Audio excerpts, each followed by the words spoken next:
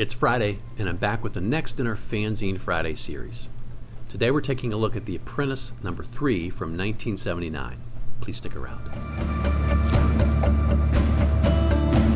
I'm AZ Mountaineer, and this is our channel, Old School Rules, where we celebrate the community of old school gamers and grognards who like classic RPGs, miniatures, magazines, and everything that goes with it. Each week on the Fanzine Friday series, I take a fanzine from my collection off the shelf for a closer look. And today, that's The Apprentice number 3 from 1979. I hope you enjoy the video. So today we're continuing our look at The Apprentice fanzine. This is published in Canada. David Berman's the principal person responsible for this. It's heavy stock cover, the sort of more square size, just like the others, folded through the middle and stapled. And it says winter of 1979. I can tell from the last issue and the next issue, this is the very beginning of the calendar year for 1979. He's made a point in his fanzine to say it's not just about Dungeons and Dragons, but it's about any medieval fantasy role-playing game. And we'll see that pop up as we sort of go through things that are in this issue of the fanzine. Here's the cover. This is Bruce Wright again. He's done the covers of the first couple of magazines already and does this one as well. You've got this adventurer there going into some sort of a cave, and I can't tell, I think it's some kind of monster, ogre or something, ogre or an orc or something that's coming up out of the cave after the adventurers. Here's our table of contents. You have the editorial, and you'll notice the odd numbering system that David Berman uses. Every issue, the numbering just continues where the last one left off. So we start here, we've got our editorial on page 50. Heir of CowQuest, which is the continuing fantasy fiction. For whatever reason, I really like this story, and maybe he's just a really good writer. But so we've got our two heroes, and they continue along. We lose one of the heroes this time along, and now we've just got the one sort of larger guy left, and we learn he's got the ability to commune with his deity who can inhabit his body, heals him. He tries to heal his partner there, but he's already too far dead, and so he just gets buried, and so off this guy goes in search of revenge. Scribes and Scrolls, Galadriel's Mirror, Spear Thrust, Monster Madness, Sanctuary. So those are all continuing sections that we've had in all the others. The Sanctuary of the Setians is the new adventure this time, and this one is by Bill Roberts. Orbs and Artifacts, New Magic Items, Fantasy Forum, Sorcerer's Apprentice, Campaign Trail, and Classified Information. We'll cover all those things as we go along. In terms of our contributors here, and I'll get myself out of the way, Dave Berman is obviously the driving force behind this. Joel Avery, David McIntosh, Bill Roberts, and Rene Steenbergen,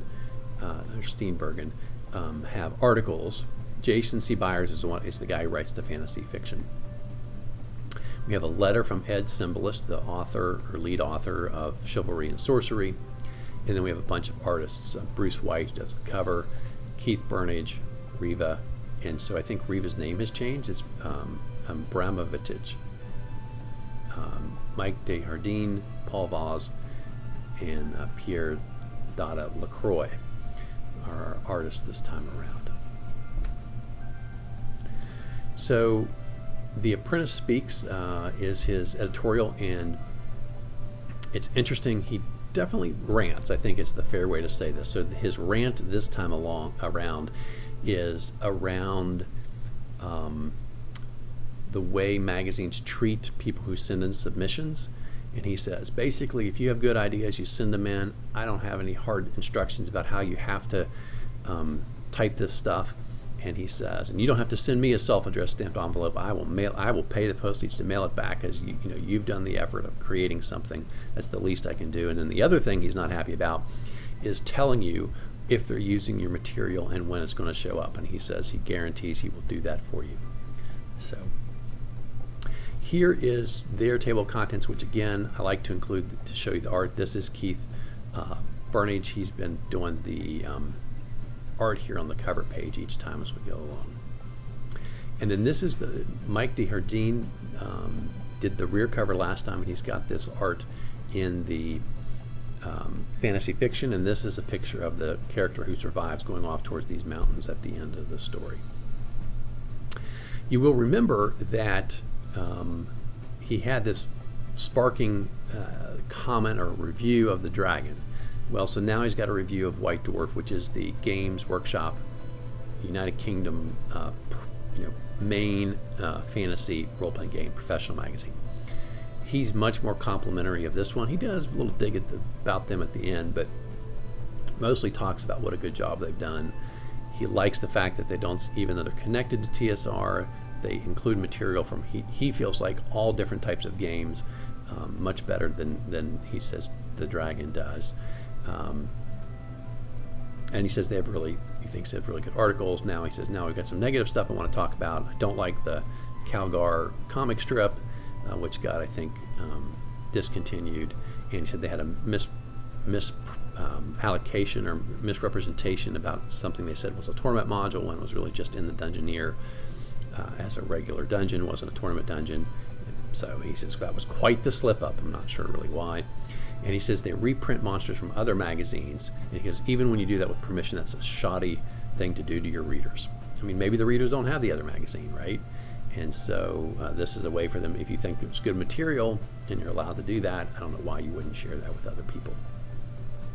The other thing that's in the Scribes and Scrolls section, which is the reviews, is a review of the Lord of the Rings animated movie that had come out, which he says he liked, and he thinks will give rise to a spike in interest in fantasy, which will inevitably lead to a spike in fantasy role-playing game participants, more people being interested in it.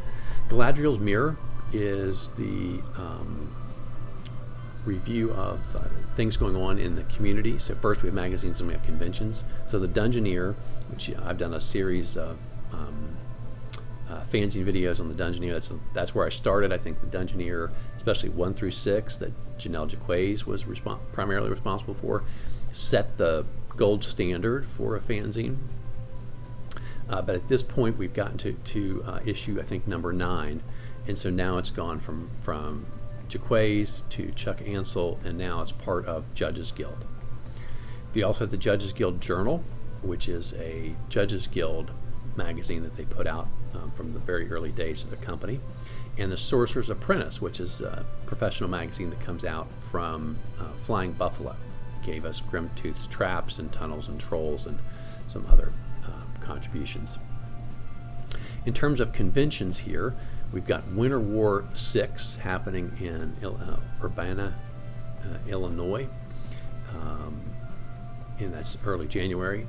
DundraCon 4 out in San Mateo, California, and Gen Con South, which they briefly flirted with this idea, didn't last that long.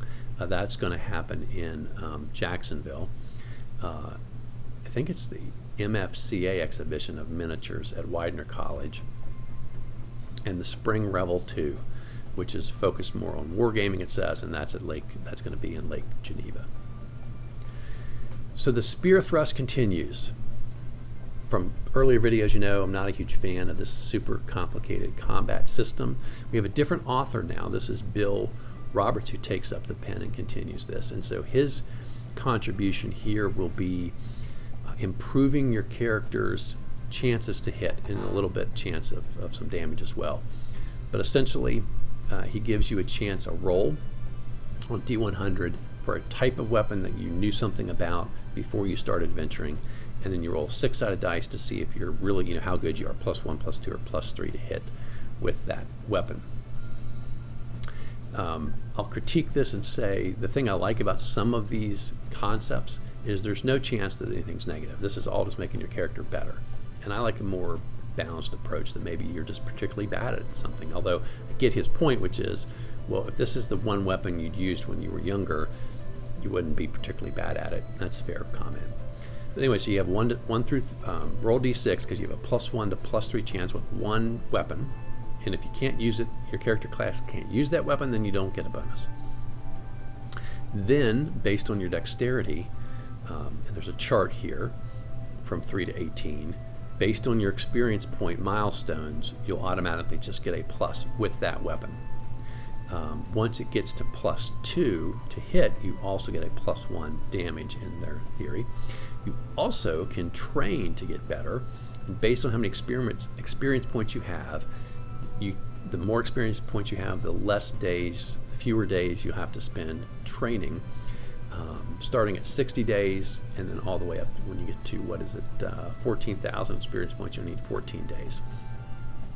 You don't pay much, basically 3 to 5 gold pieces for this. I think that's way too cheap.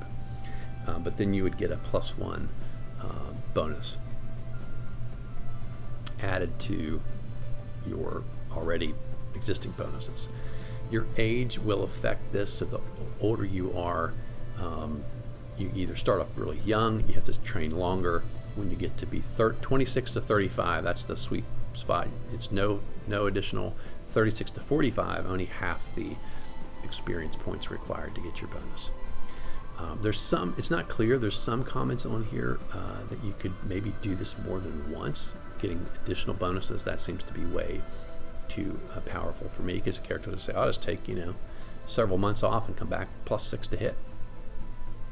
He also gives you a bonus if you have a parent who was a fighter class, which originally that was only fighting men was the only option. And the higher your dexterity and your parents' level experience, that works together and you can get some additional bonuses there. And then he's got a bonus here based on your strength as to whether you have to have more training or not. So now we're getting into the central section. They always do this. There's an adventure. They give you a new monster that's in the adventure, and they'll also give you a new magic item connected to the adventure. So these are called the dead, and they make a point of saying they're not undead, although they really seem a lot like it based on the theory of what it means to be undead.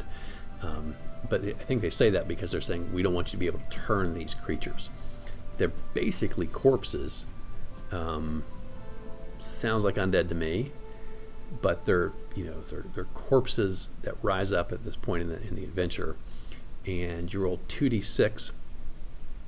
Every time you hit them, a piece of their body falls off. And whatever that 2d6 roll is, that's how many times you've got to make a hit for their body to be sufficiently destroyed that particular dead creature is gone from the combat. They say 20 to 50 can appear at one time, and their movement rate's 120. So these are no zombies. These guys are maybe more like ghouls. They're like super fast, angry, aggressive, undead creatures. So he doesn't give a lot of detail. Again, he doesn't. Their armor class would be 6, he says, but he doesn't. There's no stat blocking here. There's more of a narrative. Here's the adventure. It's called the Sanctuary of the Setians, as in Set from Egyptian mythology. And so there's a group of evil priests. They became evil, wanted to learn about the evil side of life. They got kicked out of the regular monastery. They set out on their own. They formed a church dedicated to Set up in this hill outside of a town, and eventually the good folks rise up against them. The head of the priesthood is killed. He's buried. They continue on, but people know the head guy's gone, so they go out, reach out to the good people in the surrounding areas, get a little bit of an army together who comes to kill them all. And they run away. They're smart enough to run away so that their sort of church area won't be discovered, but then they don't get far enough away. They are captured and killed as they're running away. But the army, believing they've killed all the evil priests, never bother to try and find their church. So the church is there, and that sanctuary is the site of your adventure. It's really well done in the sense that it all ties together really neatly. There's sort of no reason. You're not confused about why things are there. There's no random monsters that don't belong kind of thing. So I like that.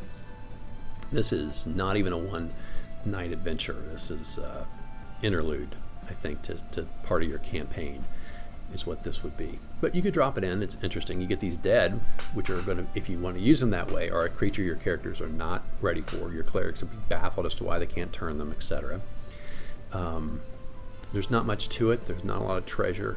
There's just basically this abandoned church, graveyard, sanctuary, and there isn't like a central bad guy. Oh, if you kill this guy, then then the adventure's over or whatever. It's just a place you're going to go and explore, basically.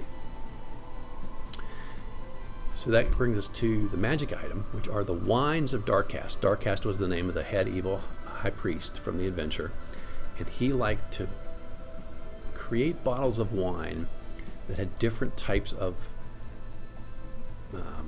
enchanted fluids in them. So they had different densities, so they separate. And so somehow there's, number 10, a little bit of real wine, number 9, real wine, number 8, real wine. That wine we all know from chemistry class wouldn't stay in between those layers like that. But anyway, that's how it works in his world.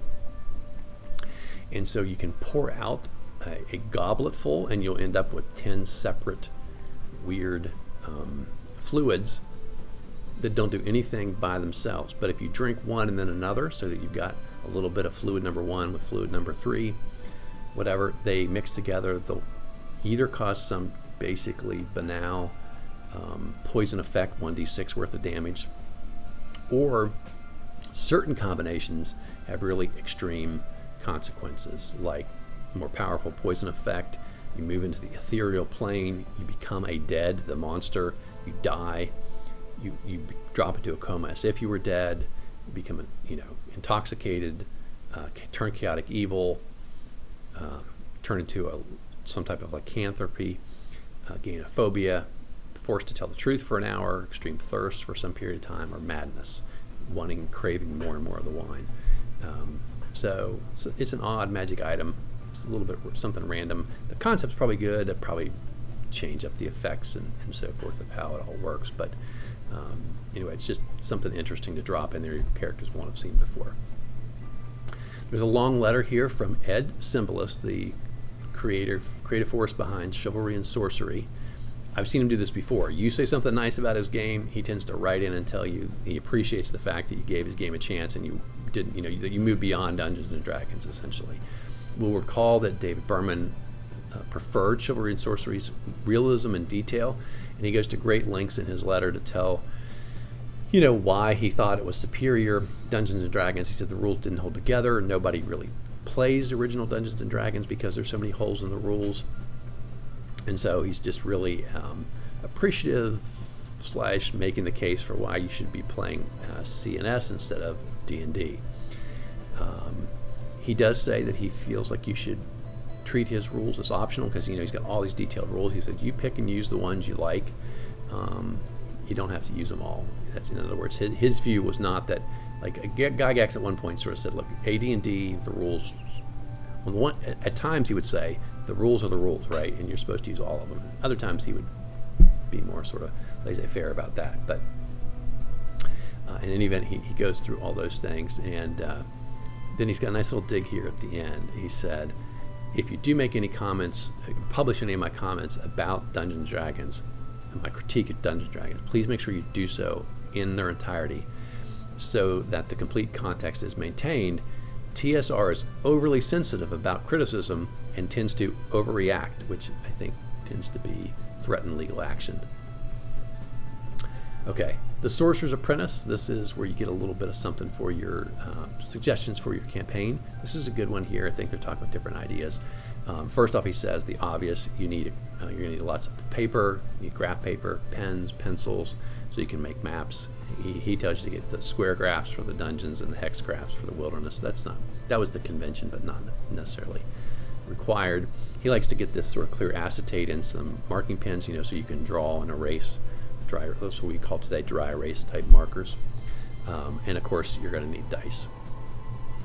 He makes a funny thing, dig at the common TSR type dice, and he says, look, they're going to wear out the corners, they're going to rub off, and they're going to end up with little spheres. He says, just take those, get out your miniature painting, paint those, and make them into Palantir from Lord of the Rings, and then go buy yourself a good set of dice from Game Science, which I've mentioned in some other videos about dice. We're known for making these really high quality dice that would not sort of round off on the corners. He also suggests you have a Dungeon Master shield. He's like, look, just get yourself some cardboard, put the stuff that players need on one side, the stuff you need on the other, and you're good to go. And he also recommends that you consider getting some miniatures and using those in your campaign. All right, the campaign trail. Really, crunchy bits, really specific rules for those of you who love the realism. This is going to give you a bunch of charts to determine the weather. This complicated stuff is, for me, in a million years, I'd never bust out these tables from a fanzine to roll up the weather. They're well done if you want. If you want that, this is a good system. So you roll to see what it is. There's sort of a tendency, the prior day's weather is a little more likely to happen the following day. So if it's cloudy today, it's more likely to be cloudy tomorrow. Same thing with clear. And if it is cloudy, how high are the clouds? If they're low clouds, then you roll to see if there's some type of precipitation.